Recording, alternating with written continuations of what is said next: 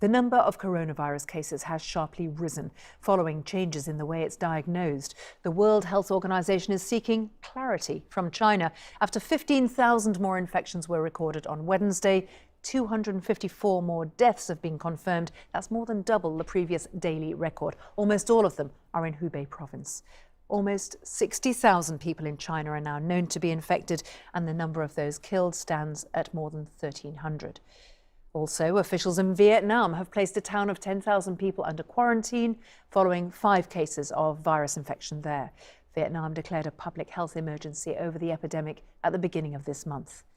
And in Japan, a cruise ship, the Diamond Princess, remains quarantined in Yokohama after an outbreak of the virus on board. It's now thought 218 passengers and crew members are among those infected. Our correspondent, Rupert Wingfield-Hayes, is in the port. So the number of infections on board the Diamond Princess behind me here in Yokohama has again jumped today. 44 new cases confirmed today. That followed 39 cases yesterday. And that brings the total number of infections from the ship to 218. And that means, as we know now, that this is now the single biggest outbreak of the COVID-19 virus anywhere outside mainland China. The Japanese government has made a small concession to the criticism that has been building of the way that it's handling this outbreak. They've said that very elderly people over the age of 80 will be allowed to disembark if they have underlying health conditions or if they are in one of those inside cabins that don't have any outside windows or balconies. So expect to see that start happening maybe tonight or on Friday. But there are many questions that remain. First of all, obviously, are infections still taking place? Is the virus still circulating around the ship? No one really knows. And the other big question is, why still has the Japanese government not managed to test all of the passengers and crew on board?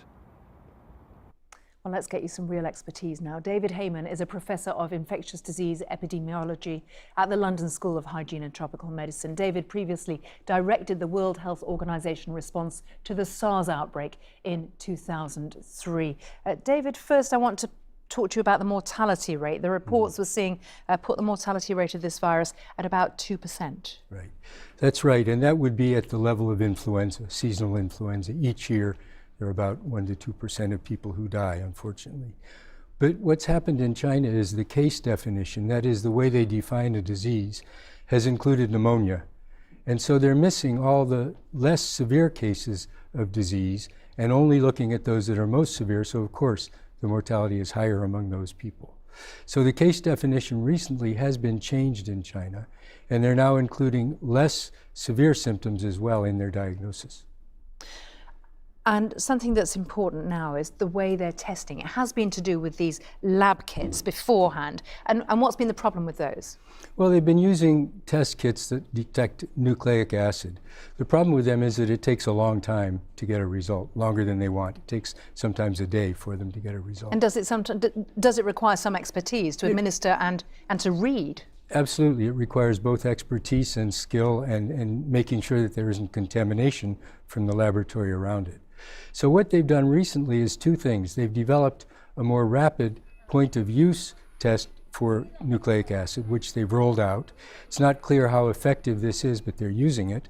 And in addition, they've changed the way they diagnose, and in some instances, they're just diagnosing based on symptoms and an X-ray, which means there's no nucleic acid diagnosis. So does that mean the number of diagnoses, the number of confirmed cases is bound to jump? Absolutely, because not only are they finding cases of coronavirus, but they're finding other diseases that also, or other infections rather, that also cause pneumonia. So they're seeing an increase in the number of cases and a decrease in what we call the specificity of diagnosis. So what, in kind of real world terms, David, what does this mean? Does it mean that just that the clinicians are able to spot coronavirus better, or that we should be alarmed at the way in which it is spreading or the rate at which it's spreading? Well, certainly it's spread throughout China, and China's making every effort they can in the way that they do best to stop the disease. What's important, though, is those 24 sites outside of China and also the cruise ships. That's where the information about how severe the disease is will really come from, because the patients here are being monitored very closely, as are their contacts. And we're learning a lot as we see what happens in these situations, which hopefully will lock down the disease in these countries and not permit it to spread further. Is there an issue here in that China's obviously Communist Party, state-controlled, command and control to a certain extent? For other countries, not the case, and it might be that there's less grip on the way centres are run, the ability to build the medical facilities as well. Well, clearly, in the SARS outbreak, China had the same type of a lockdown, and they rapidly got rid of the infection. In other countries where there was a different approach, it sometimes recurred after they thought they had it controlled. So there are benefits of authoritarianism, but there are also disadvantages.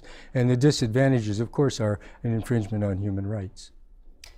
How would you describe your level of concern about the coronavirus outbreak?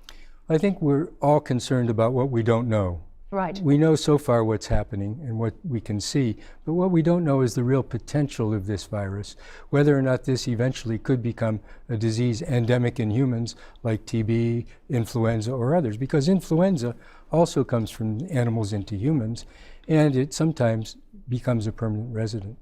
David Heymann, really appreciate you coming in today. Thank you very much. Thank you.